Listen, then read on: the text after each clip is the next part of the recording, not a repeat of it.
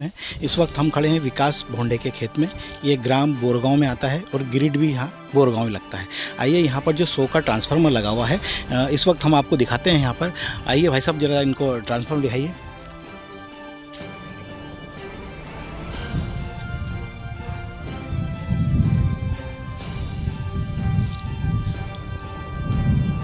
ये जो ट्रांसफार्मर लगा दिख रहा है इस वक्त आप देख रहे हैं, ये 100 का ट्रांसफार्मर है और इस पर जो कनेक्शन जो दिए हुए हैं वो जो स्थायी कनेक्शन है वो उसकी पूर्ति के अनुसार इसे डीपी लगाई गई है। और इसमें जो इस वक्त जो टेम्परेरी जो कनेक्शन होते हैं वो ओवरलोड हो जाते हैं। ओवरलोड होने के कारण क्या होता है, बार बार यहाँ पर जो लाइन की समस्या है वो आती रहती है। और इसी लाइन से आगे से आप थोड़ा सा देखेंगे तो इसी पर कुछ तार झूलते हुए दिखेंगे आपको और कुछ खंभे भी दिखेंगे आपको, तिरछे यहाँ से वहाँ तक हैं। तो जो किसान हैं उनकी समस्या बार बार ये आ रही है कि जो तार झूल रहे हैं वो तो झूलने के कारण आपस में टकराते हैं और खंभे तिरछे हैं, उससे भी मैंने आपस में टकराने के कारण बार बार ये लाइट बंद हो जाती है। और कहीं ना कहीं किसान जब तक मोटर चालू कर आता है तब तक यहाँ आके वापस लाइन बंद हो जाती है। तो हम अब यहाँ कुछ किसान आए हुए हैं, उनसे इस मामले में चर्चा करते हैं। आइए अब हम आपको किसानों से मिलाते हैं। कुछ किसान यहाँ आए हुए हैं डीपी के पास में, उनकी क्या समस्या है उनसे खुद ही उनके मुँह से जानना चाहेंगे। आइए भाई साहब आपका नाम बताइए, शुभ नाम, और यहाँ किस लिए आए हैं आप? सर मैं संजय कुशवाहा, बोरगांव बुजुर्ग में रहता हूँ मैं। और मेरी जो ज़मीन है वो राजौरा ग्राम पंचायत में आती है। और ये जो डीपी लगी हुई है ये राजौरा ग्राम पंचायत में है। बाकी जो ग्रिड है बोरगांव ग्रिड है।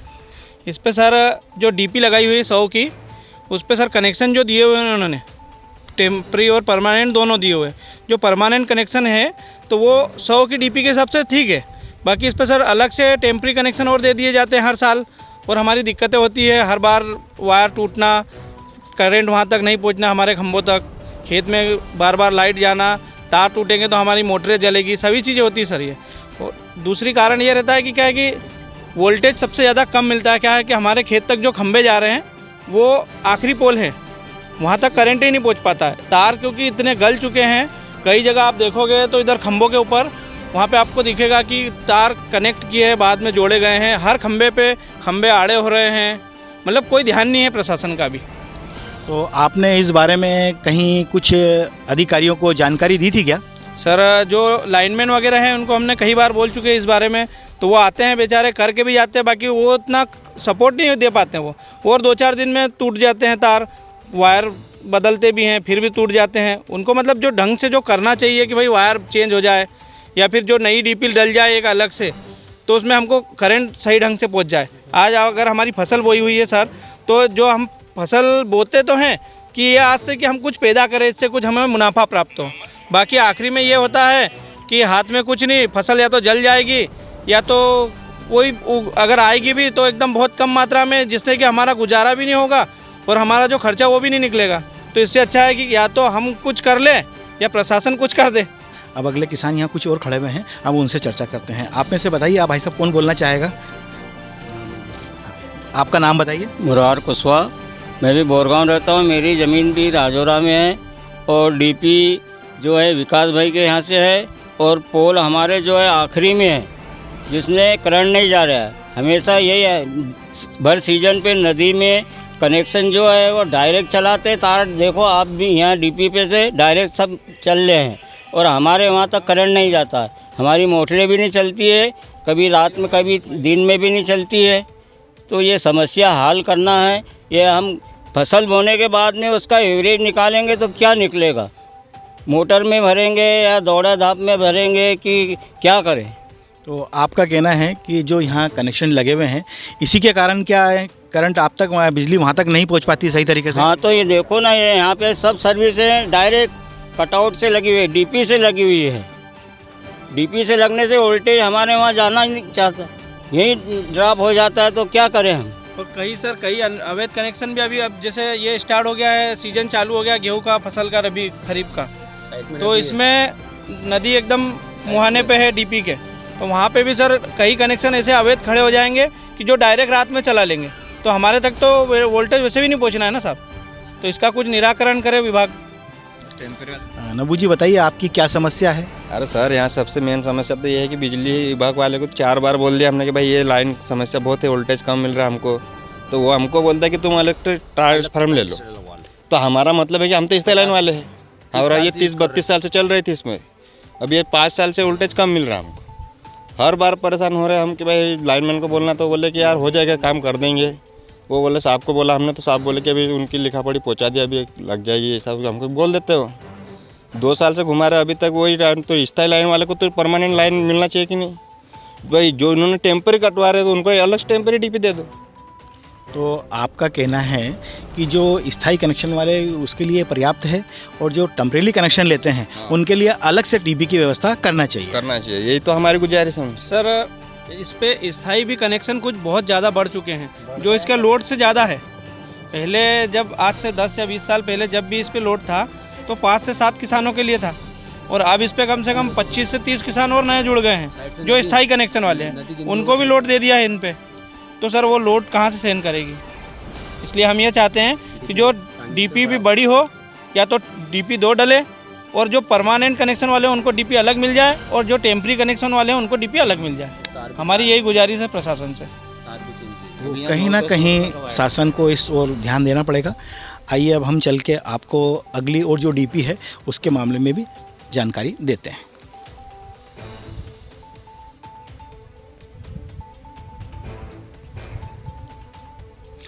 आइए दोस्तों, हम आपको श्रीपद भोंडे जिनके खेत में ये डीपी लगी हुई है, ये जो दिखा रहे हैं इस वक्त आपको, ये 100 का ट्रांसफार्मर लगा हुआ है और इसमें जो सर्किट दिए हुए हैं यहाँ देख लीजिए। इस वक्त आप एक सर्किट यहाँ से ये इस साइड गया हुआ है और जो सेकंड जो दिख रहा है सर्किट वो है भी इस साइड से अलग साइड गया हुआ है। 2 सर्किट अलग अलग हैं और इसमें आप देख सकते हैं कि कमियाँ क्या हैं। इसमें एक तो केबल जो लगना चाहिए वो नहीं लगा हुआ है, और इसमें शायद बिजली के तार में डालकर पाइप रखा हुआ है, जो अपन घरों में जो पाइप लगते हैं उससे कनेक्शन दिया हुआ है। और यहाँ पर जो समस्या आ रही है वो यहाँ पर लोड की आ रही है, क्योंकि जो ये कनेक्शन है यहाँ कम से कम 45 मोटरें हैं जो इस डीपी के हिसाब से तो पर्याप्त नहीं है। तो शासन द्वारा जब कनेक्शन दिए जाते हैं तो एक टेस्ट रिपोर्ट लगती है। टेस्ट रिपोर्ट में ठेकेदार द्वारा बताया जाता है कि इस डीपर पे कितना लोड देना चाहिए। तो कहीं ना कहीं जो कनेक्शन बटे हुए हैं या तो इसमें टेस्ट रिपोर्ट का उपयोग नहीं करा गया है और शासन द्वारा बिल्कुल लापरवाही की जा रही है। अब हम यहाँ जो किसान बैठे हुए हैं उनसे इस मामले में चर्चा करते हैं कि उनको यहाँ क्या समस्या आ रही है। आइए दोस्तों, अब हम आपको कुछ किसानों से मिलाते हैं जो यहाँ बैठे हुए हैं, शायद लाइट का इंतजार कर रहे हैं, शायद लाइट बंद है। तो इस वक्त हम उनसे कुछ चर्चा करते हैं। जब तक आइए भाई साहब, जयराम जी की।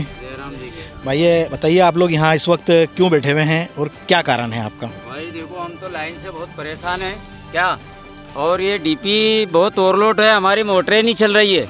2 साल से परेशान है। लाइनमैन को बोलते तो वो मतलब बोलता है कि मतलब तुम साहब को बोलो। साहब के पास गए थे तो बोल रहे थे कि 1.5 से 2 साल लगेंगे।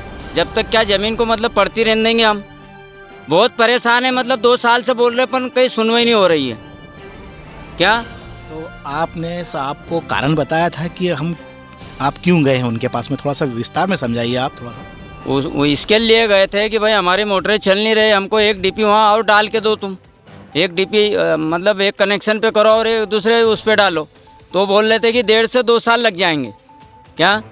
तो आपका कहना है कहीं ना कहीं जो ये डीपी लगी हुई है इस पे लोड ज़्यादा है।